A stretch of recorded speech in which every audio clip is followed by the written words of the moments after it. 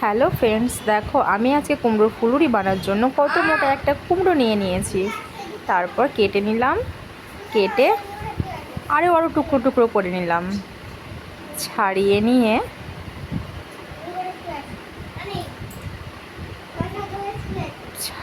নিয়ে টুকরো টুকরো করলাম। টুকরো টুকরো হয়ে গেছে, এবার আমি সেদ্ধ করতে দিয়ে দিলাম।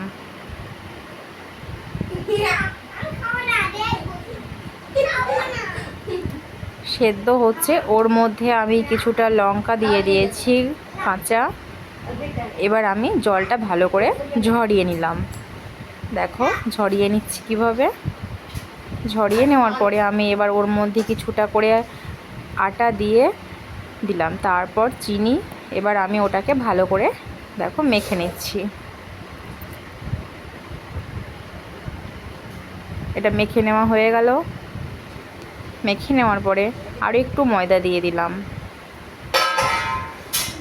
ভালো করে মেখে তেল গরম দিয়ে ওর মধ্যে আমি ছোট ছোট গোল গোল করে দিয়ে দিলাম।